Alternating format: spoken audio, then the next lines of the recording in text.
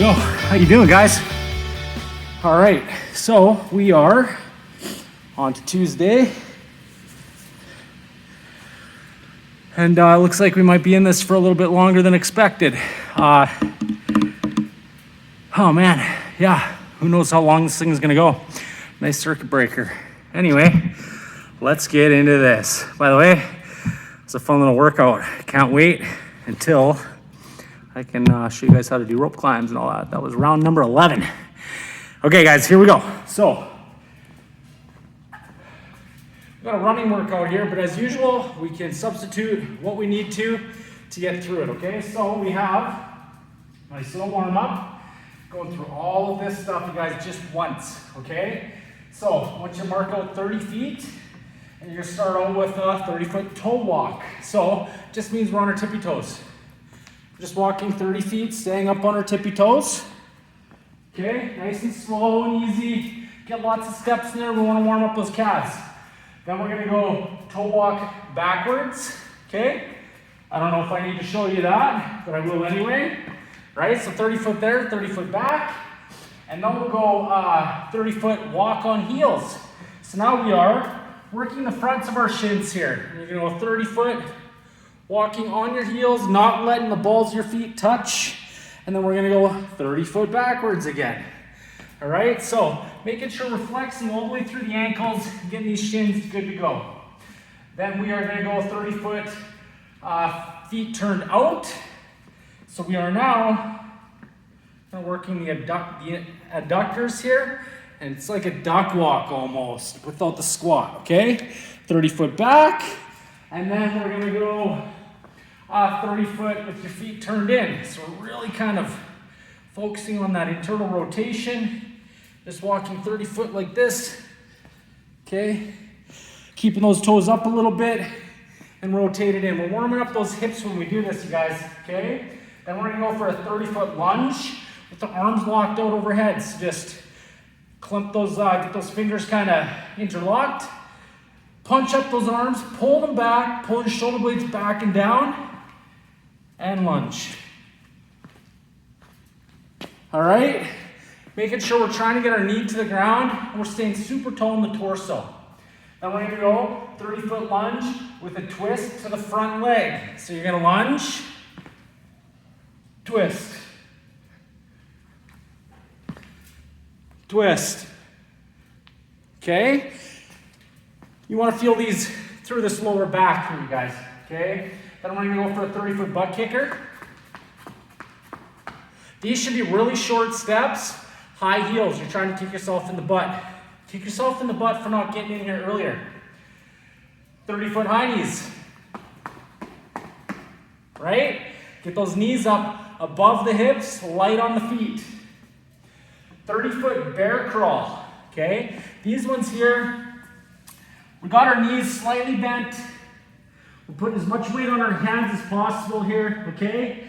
And then we're just really gonna walk and push through with our glutes as we just take steps, okay? One mistake people make is they tend to go like this. Once your hips up a little bit higher, and you're trying to get your heels down on the ground. And you're just gonna take short steps. You can bend that knee a little bit, pull it up towards your hands. Just make your way across the floor like that, all right? Then you're gonna go backwards, same thing, pushing with your arms. You'll be surprised at how much this lights your glutes up, okay? Then you're gonna go through one round of 10 alternating lizard and 10 air squat, all right? So these ones, we've been doing the lizard a lot. You're gonna plank out, kick that foot up beside your hand, and just drop that elbow, end your hips. You're trying to get everything below your knee. 2 to 3 seconds. Okay, alternating through for a total of 10. Then, practicing that squat, heels stay down, feet about shoulder width, tall in the chest. You're gonna reach your butt back a little bit, drive the knees out, see if you can get down below parallel. Just practice, slow, control, good form squats, okay? So that's gonna be our warm up. Then, we got a lot here, looks like a lot, it's just a lot of writing, and a lot of cardio, okay? If you have a treadmill or you don't mind going outside and running, awesome, okay? So the way this is gonna work, you guys are gonna set your clock for 15 minutes and you're gonna work. You're gonna have 3-minute work intervals with 1 minute rest in between, all right?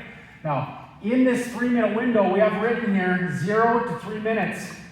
You're gonna run 400 meters and then do as many jumping squat as possible with the remaining amount of time.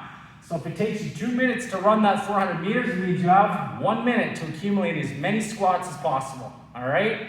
Now remember, working on keeping those heels down, knees out over top of your toes, chest super high, you should be able to see straight forward, not the ground.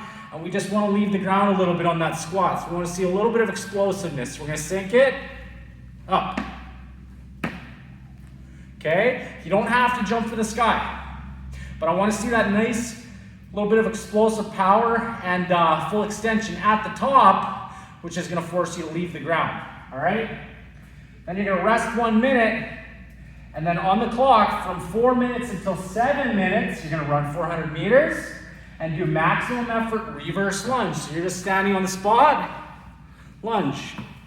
Touch your knee to the ground, stay as tall as possible in the chest, right? Heel stays on the ground. We want that front knee just over top of the heels. You're just going to move through and count.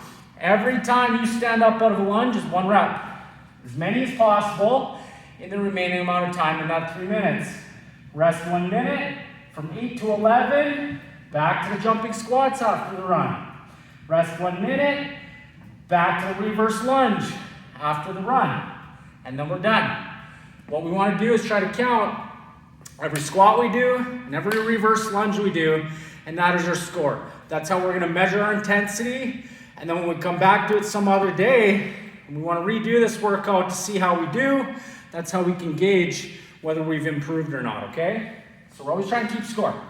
Now, if it's too cold out to run, or you don't have a treadmill, what we can do is substitute that run for a 500-meter row if you have a rowing machine, a 1,250-meter bike if you have a bike. It could be an air bike, or a spin bike if you can count the meters on it, or just any bike that you find. Now what we're looking for here, you guys, is we do want that run or the bike or whatever to take about a max of, let's say, 2 minutes and 15 seconds, okay? So that you have at least 45 seconds of work. So whatever machine or whatever substitute you use, cut it off at 2:15. And then go from there every round if that's where you find you're at on the first round, okay?